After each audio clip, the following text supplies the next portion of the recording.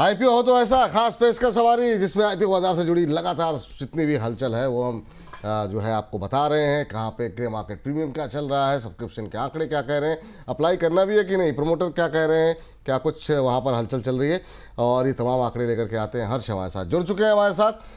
हर्ष बताइए, आज से कुछ और आईपीओ भी खुले हुए हैं, पहले से भी कल हम लोगों ने बातचीत की थी, कुछ आईपीओ पहले भी खुले हुए हैं, वहाँ पर क्या अपडेट और शुरुआत कहाँ से करना चाहेंगे, नए से या पुराने से? जी, शुरुआत हमेशा नए से ही करनी चाहिए।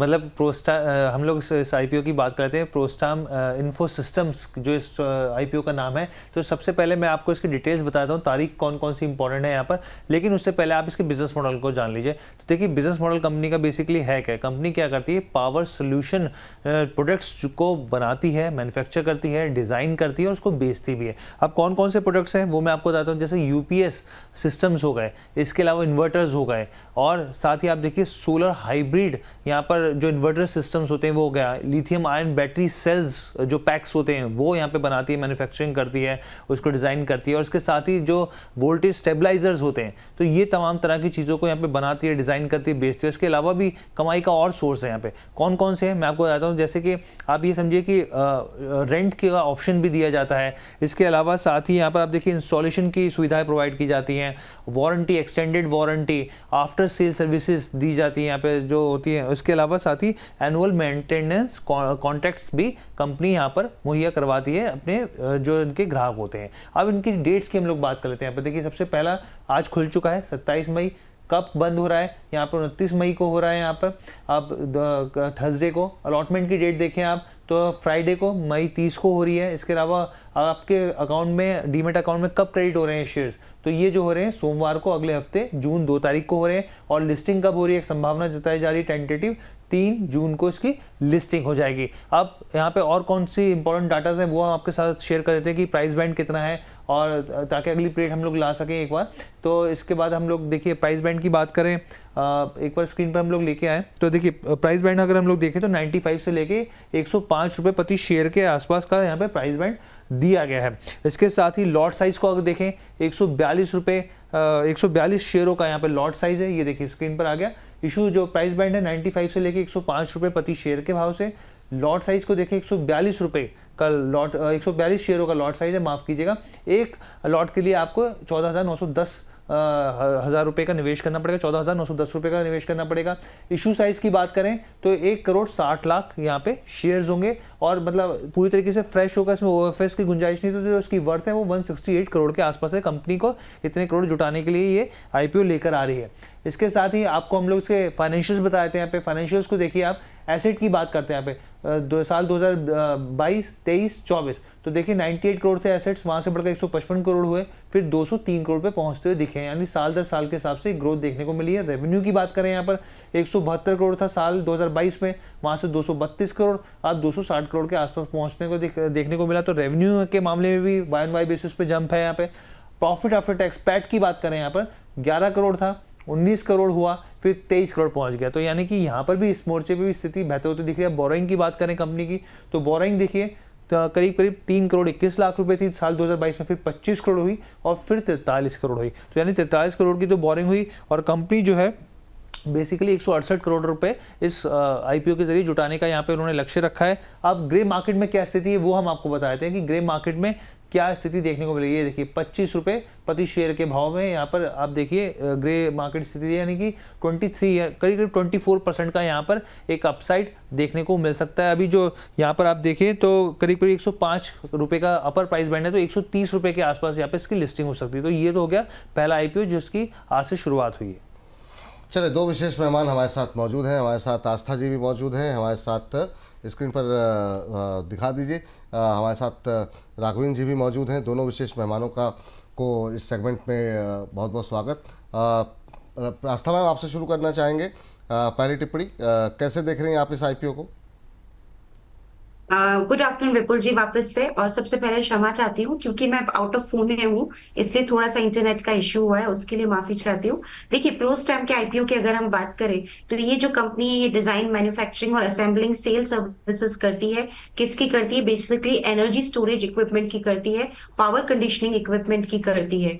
इस कंपनी के जो फाइनेंशियल्स है वो बेहद शानदार मुझे लगे, क्योंकि जो भी इनके पेयर्स हैं उसके मुकाबले में इनके मार्जिन, चाहे से वो ऑपरेटिंग प्रॉफिट लेवल पे हो चाहे नेट प्रॉफिट लेवल पे हो, अच्छे खासे मार्जिन गार्नर कर रही है। इस इश्यू का मेन फोकस इसका वैल्यूएशन है, क्योंकि अच्छा खासा वैल्यूएशन यानी कि रीजनेबल वैल्यूएशन, अच्छे से मतलब है रीजनेबल वैल्यूएशन पे ये कंपनी आईपीओ ला रही है। वैल्यूएशन के हिसाब से 21 के प्राइस टू अर्निंग मल्टीपल पे ये इश्यू आ रहा है, जो कि मुझे सस्ता लगता है जब मैं इसको इसके इमीडिएट पेयर से कंपेयर करती हूँ। लेकिन इश्यू का साइज छोटा है, सिर्फ एक ही दिक्कत है, अलॉटमेंट काफी टफ मिलेंगे। तो ओवरऑल रेटिंग हमारी तरफ से सब्सक्राइब की है इस आईपीओ को, listing gain, long term perspective दोनों ही नजरिए से देखा जाए। लेकिन अलॉटमेंट मिलने की बात है, क्योंकि इश्यू का साइज बेहद स्मॉल है। तो इस इश्यू में हमारी तरफ से सब्सक्राइब की रेटिंग है। चलिए, तो अगर आप लिस्टिंग गेन के लिए अप्लाई करना चाह रहे हैं तो भी आप अप्लाई कर सकते हैं। अगर आप लॉन्ग टर्म का नज़रिया है, लंबी अवधि का नज़रिया है, तो भी आप अप्लाई कर सकते हैं, आस्था मैम का मानना है। अब राघवेंद्र जी, अगर आपने ट्रैक किया हो ये आईपीओ तो आपकी टिप्पणी जानना चाहेंगे कि क्या यहाँ पर आपकी तरफ से अप्लाई करने की सलाह है, अगर आपने ट्रैक किया हो तो। देखिए, मैंने अभी तक फिलहाल तो ट्रैक नहीं किया है, बस आस्था मैम को मैंने सुना अभी, जिस हिसाब से इन्होंने बताया कंपनी के डिटेल, तो मुझे लगता है बिल्कुल एक से भले दो, तो शायद मैं भी इनके साथ हूँ। कंपनी अच्छा कर रही है तो हो सकता है ये कंपनी अच्छा करे आने वाले समय में। चलिए, ठीक है। यहाँ पर आस्था मैम एक क्रॉस क्वेश्चन ये है कि बिल्कुल आपने सही कहा कि जो चूंकि छोटा साइज़ है और हम देख रहे हैं रिटेल हिस्सा काफ़ी तेज़ी के साथ भरता हुआ भी दिखाई दे रहा है। अभी तक जो नंबर्स हैं वो 3.25 गुना से ज़्यादा भर चुका है। तो ऐसे में फिर मिलने की संभावनाएं काफ़ी कम हो जाती है, और अगर नहीं मिलता है फिर लोग लिस्टिंग के दिन चेज़ भी करते हैं। क्या लिस्टिंग के दिन चेज़ करना चाहिए किसी भी भाव पर, या फिर आपको लगता है एक बार लिस्टिंग हो जाए फिर किसी से पूछ करके फिर ही आगे बढ़ना चाहिए? क्या टिप्पणी रहेगी आपकी? देखिए, लिस्टिंग के दिन चेस करने के बाद हमें पहले ये देखना होगा कि इश्यू का साइज कैसा है, क्योंकि अगर इश्यूज छोटे साइज के होते तो वो ट्रेड टू ट्रेड कैटेगरी में लिस्ट होते हैं। आज भी जो हमने एक आईपीओ देखा पुराना वीव्स, जो कि आज लिस्ट हुआ है, उसमें जब मैंने लास्ट ट्रैक किया था तब वो 5% अपर सर्किट में हिट हो गया था। तो उस केस में फिर चेस करने का कोई अर्थ आता नहीं है, क्योंकि फिर उसमें सर्किट भी लगते हैं। अभी छोटे साइज के जो भी आईपीओ आ रहे हैं विपुल जी, उसमें एक जो पॉइंट देखने लायक है वो उनकी वैल्यूएशन है। जैसे मैं पुराना वीव्स की बात करूं, हेलो उसमें भी हेलो। वैल्यूएशन अच्छा खासा था। तो उस हिसाब से मुझे ऐसा लगता है कि ये लिस्टिंग पे अच्छा गेन देगा, और अगर ट्रेड टू ट्रेड में लिस्ट होता है तो फिर चेस करने में थोड़ी तकलीफ आएगी। लेकिन एक बार आईपीओ में जरूर ट्राई करिए, अपना लक जरूर ट्राई करना चाहिए, कोई दिक्कत लगती नहीं है। लिस्टिंग के बाद उसे सेटल होने दीजिए और उसके बाद हम वापस से उस पर रिव्यू कर सकते हैं। बट अभी के लिए इस इश्यू में सब्सक्राइब की रेटिंग है, listing gain, long term perspective दोनों ही नजरिए से। चल, ठीक है। दूसरे आईपीओ के लिए चलते हैं दोबारा हर्ष के पास। हर्ष, बताइए। जी, तो कल 2 आईपीओ थे जो खुल गए थे। तो पहला आईपीओ जो हम लोग बात करते हैं शेलॉस की, शेलॉस जिसको द लीला के नाम से जाना जाता है यहाँ पर। तो यहाँ पर आप देखिए बहुत ही ठंडा रिस्पांस देखने को मिला है सब्सक्रिप्शन का। क्यूआईबी को देखें 0.1x के आसपास, टाइम्स के आसपास 1% माइनर। एनआई की बात करें तो यहाँ पर देखिए 0.03 टाइम्स सब्सक्राइब हुआ। रिटेल का पोर्शन भी बहुत ही ठंडा है यहाँ पर, 0.12 टाइम्स सब्सक्राइब। और टोटल देखें आप, यही स्थिति 3% के आसपास सब्सक्रिप्शन की देखने को मिल रही है। अब ग्रे मार्केट में क्या स्थिति है शेलॉस की, आप देखिए 12.5 के हिसाब से अपसाइड इसमें बहुत मामूली सा देखने को मिल रहा है, और वो भी धीरे धीरे घटता हुआ दिख रहा है। तो ये पहला आईपीओ हो गया जो कल, आज दूसरा दिन है इसका। अब हम लोग आगे बढ़ते हैं यहाँ पे, इस पर भी अपडेट ले लेते हैं कि क्या आखिर में आस्था मैम क्या सलाह रहेगी यहाँ पर। और काफ़ी ठंडा रिस्पांस जो है वो देखने को मिल रहा है। रिटेल हिस्सा आज दूसरा दिन है और उसके बावजूद रिटेल हिस्सा पार्टिसिपेट नहीं हो रहा है, में लोग पार्टिसिपेट नहीं कर रहे हैं। अभी 0.37 गुना ही सब्सक्राइब हो पाया है। क्या वजह आप इसकी मान रही हैं, और इसकी स्थिति भी क्या जैसे हुंडई में हुआ या बहुत सारे आईपीओ में हमने देखा, इतना बड़ा तो आईपीओ भी नहीं है, क्या वजह है जो नहीं सब्सक्राइब हो रहा?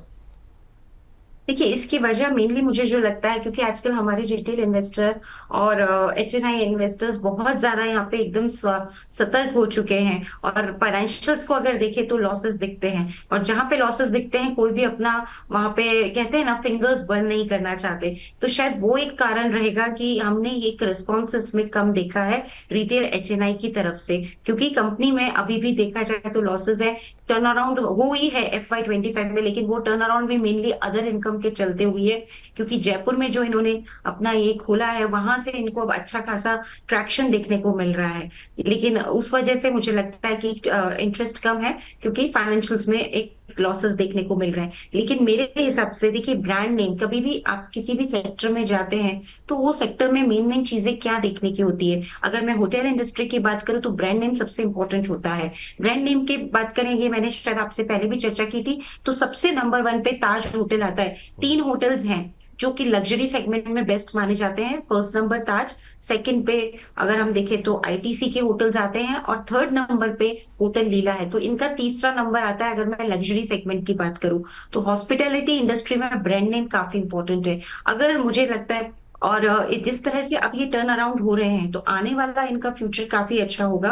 और उस हिसाब से ईवी बाय EBITDA के मल्टीपल पे हमने इसे कैलकुलेट किया। अब काफी लोग इस पे बात करते हैं कि ये कोई पैरामीटर नहीं होते, लेकिन हमें काफी सारी चीजों के कॉम्बिनेशन से किसी आईपीओ को तोलना चाहिए। सिंपल की लॉसेस हैं, अगर इस तरह से होता तो बहुत सारी कंपनी पहले भी ऐसी आई थी, जैसे कि जोमेटो हुआ, स्विगी हुआ। लिस्टिंग गेन में इन सब कंपनी ने अपने फाइनेंशियल्स में लॉसेस दिखाए थे, लेकिन लिस्टिंग गेन में हमने देखा सबने बेहद शानदार रिटर्न दिए हैं। ये मैं लिस्टिंग गेन की बात कर रही हूँ।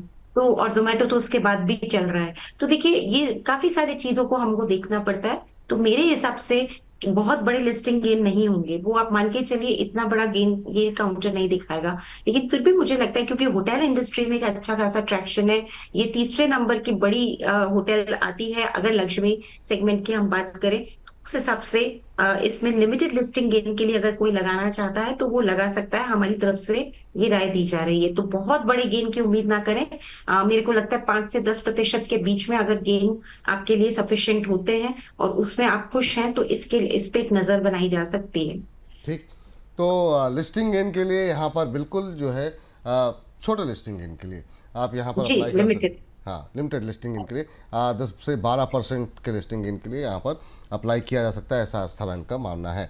चलिए हर्ष के पास चलते हैं अगली आईपीओ के लिए। हर्ष, अपडेट। जी, तो अगला आईपीओ जो है एजीज वोपैक की हम लोग बताए थे यहाँ पर। और यहाँ पर अगर आप देखिए सब्सक्रिप्शन लेवल, तो आप लीला के मुकाबले यहाँ पे थोड़ी सी स्थिति बेहतर है। आप देखिए QIBs की बात करें, क्वालिफाइड इंस्टीट्यूशनल बायर्स की, तो यहाँ पे 0.07 टाइम्स सब्सक्राइब हुआ है। अगर आप देखें यहाँ पे NII की, तो 0.03 टाइम्स सब्सक्राइब होता दिखा। रिटेल का जो पोर्शन है वो करीब यहाँ पे 0.17 टाइम्स, 17% के आसपास सब्सक्राइब होता हुआ दिखाया हुआ है। और टोटल आप सब्सक्रिप्शन देखें तो वो करीब आप देखिए 0.08 के आसपास यहाँ पे टोटल सब्सक्राइब होता हुआ दिखा टाइम्स। अब यहाँ पर आप देखिए कि ग्रे मार्केट में क्या स्थिति देखिए। ग्रे मार्केट की स्थिति भी यहाँ पे कम हो गई है। हम लोगों ने कल भी किया था, तो 13 से घटकर 11 के आसपास यहाँ पे पहुँचता हुआ दिखा है यहाँ पे। यानी कि दोनों जो आईपीओ, चाहे आप लीला की बात कर लीजिए या फिर आप एजीज की बात कर लीजिए, ये जो है यहाँ पर ग्रे मार्केट प्रीमियम घटता दिख रहा है। हालांकि ये जो है यहाँ पर इसमें एकदम पूरी तरीके से फ्रेश इशू है। उसमें आप देखिए कि 3,500 करोड़ का जो आईपीओ था, जिसमें कि 1,000 करोड़ का तो OFS और 2,500 करोड़ का फ्रेश इशू है। चलिए, एजिस वोपैक में भी हम देख रहे हैं 11 रुपये पर शेयर का ग्रे मार्केट का प्रीमियम यहाँ पर देखने को मिल रहा है। मैम, यहाँ पर भी सिचुएशन ख़राब, मतलब रिटेलर्स यहाँ पर भी नहीं आ रहे हैं। ठीक है, QIB लास्ट डे पर आकर के हम जानते हैं कि वो सब्सक्रिप्शन के आंकड़े बढ़ जाते हैं और सब्सक्राइब हो जाएगा, लेकिन यहाँ पर क्या सिचुएशन है जिसकी वजह से रिटेल पार्टिसिपेशन नहीं देखने को मिल रहा है? यहाँ पे जो सिचुएशन है वो वैल्यूएशन की लग रही है। देखिए, दोनों ही केसेस में, मैं लीला की बात करूं कि एजिस की बात करूं, वैल्यूएशन ज्यादा ही लगेगा। लीला के केस में इसलिए लग रहा है क्योंकि वहां पे फाइनेंशियल्स में लॉसेस है। यहाँ पे देखें तो यहाँ पे प्राइस टू अर्निंग मल्टीपल बेहद हाई है। अभी देखा जाए तो ये आगे जाके माना जा रहा है कि कंपनी जिस तरह से अपना डेट रिड्यूस कर रही है, क्योंकि पूरा फ्रेश इश्यू है, कुछ रीपेमेंट होगा, इंटरेस्ट कॉस्ट पे सेविंग होगी। तो हमने वहां तक की भी कैलकुलेशन की कि अगर इंटरेस्ट कॉस्ट की सेविंग होती है, वो डायरेक्टली हम प्रॉफिट में ऐड करते हैं, तो भी वैल्यूएशन, मैं फिर से रिपीट करती हूँ, इंटरेस्ट कॉस्ट की सेविंग होने के बाद भी जो अगर वो पूरी प्रॉफिट में ऐड होती है तो भी वैल्यूएशन अभी भी ज्यादा आ रही है। तो इसमें मुझे ऐसा लगता है कि इसमें जो एक फैक्टर काम कर रहा है वो वैल्यूएशन का मल्टीपल हाई है, और उसी की वजह से देखा जाए तो ये ट्रैक्शन कम है। क्योंकि हमारे रिटेल इन्वेस्टर आजकल बहुत ज्यादा समझदार हो गए हैं। उन्हें अब सीधा समझ में आता है कि हाईली वैल्यूड अगर कोई आईपीओ है तो उससे थोड़ी दूरी बना ले, कोई फर्क नहीं पड़ता। थोड़े दिन में अगर ये सेट होता है, नीचे में मिलता है, तो वहां पे वो एंट्री कर लेंगे। इस तरह की जिसे हम कहते हैं समझ के साथ वो चलते हैं, और वो एकदम सही बात भी है। तो अगर मैं एजिस वुबैक की बात करूं, कंपनी यहाँ पे बेहद मजबूत है। देखिए मैनेजमेंट बहुत सॉलिड है, इनफैक्ट होटल लीला का मैनेजमेंट भी काफी सॉलिड है। मैनेजमेंट काफी सॉलिड है, इनका फाइनेंशियल्स भी यहाँ पे ठीक है, लेकिन दिक्कत सिर्फ वैल्यूएशन की वजह से आती है, और उसी वजह से इसमें इतना इंटरेस्ट नहीं आ रहा। और इसमें हमारी तरफ से जो राय है वो लॉन्ग टर्म पर्सपेक्टिव से है। अगर लॉन्ग टर्म का नजरिया हो तो लगाना चाहिए इस आईपीओ में, नहीं तो रहने देना चाहिए। तो इस आईपीओ के लिए हम सिर्फ और सिर्फ लॉन्ग टर्म के लिए सब्सक्राइब की रेटिंग दे रहे हैं। अब जो लोग मतलब लिस्टिंग गेन के लिए जिन्होंने अप्लाई कर दिया हो, तो उनको क्या लिस्टिंग के दिन निकल जाना चाहिए, या फिर क्या सलाह रहेगी आपकी? मतलब देखिए लिस्टिंग गेन के लिए जिन्होंने अप्लाई किया है, मेरे हिसाब से अभी उन्हें होल्ड करना चाहिए। लिस्टिंग अगर थोड़ी ऊपर हो जाती है, जैसे हम कहते हैं बाय गॉड्स ग्रेस, अगर अच्छी लिस्टिंग हो गई तो फिर डेफिनेटली वहां पे थोड़ा बहुत प्रॉफिट जरूर बुक करें, क्योंकि इसके साथ जो मुझे एक दिक्कत लग रही है वो इसकी वैल्यूएशन लग रही है, जिसकी वजह से थोड़ा सा यहाँ पे रेस्पॉन्स फीका दिख रहा है। तो थोड़ा अगर लिस्टिंग प्रीमियम में हो जाती है किसी भी वजह से, तो फिर उसमें जरूर लिस्टिंग के दिन मुनाफा वसूली करनी चाहिए। बट ओवरऑल हमारी सलाह यही है कि सिर्फ लॉन्ग टर्म पर्सपेक्टिव से इसमें लगाने का विचार रहा। ठीक मैम, चलते चलते मतलब इस सेगमेंट से चलते चलते, अभी तो खबरों का खेल बाकी है, लेकिन इस सेगमेंट में आपसे लास्ट सवाल जो होगा, इन तीनों पे अगर 1 2 3 आप करें, और किसी को अगर एक ही आईपीओ में पैसे लगाने हो तो वो किस में लगाने चाहिए? क्योंकि बहुत लोग होते हैं जिनके पास भाई अब महीने का आखिरी आ गया है मैम, तो सारे पे तो नहीं अप्लाई कर सकते, एक पे लगाना हो तो वो कौन सा होगा, और 1 2 3 अगर नंबरिंग करनी हो तो वो कौन सी होगी? देखिए वैसे तो टॉप पे प्रोस टाइम आएगा नो डाउट, क्योंकि बड़ा इन्होंने वैल्यूएशन कंफर्ट रखा है। काइंड ऑफ बिजनेस जो इस ये कंपनी है वो उसमें अभी बहुत अच्छी तेजी है, फैंसी है मार्केट की, और इनकी फाइनेंशियल परफॉर्मेंस भी अच्छी है। तो नंबर 1 पे प्रोस टाइम रहेगा, लेकिन उसके साथ एक ही दिक्कत है, अलॉटमेंट बहुत टफ रहेंगे। बहुत ही ज्यादा छोटा साइज है इशू का, तो अलॉटमेंट आने के चांसेस बेहद कमजोर रहेंगे। अगर उसमें कोई दिक्कत नहीं लगती तो पहले नंबर पे प्रोस टाइम है, दूसरे नंबर पे होटल लीला, और तीसरे नंबर पे एजिस। लेकिन मेरे हिसाब से प्रो स्टेम में अगर अलॉटमेंट का यहाँ पे आ जाता है तो ये काफी अच्छा आईपीओ लिस्टिंग के दिन हो सकता है। चलिए, तो ये इसी के साथ हर्ष, बहुत बहुत शुक्रिया, धन्यवाद आपका ये तमाम जानकारी देने के लिए, और इसी के साथ खबरों के खेल को करते हैं समाप्त।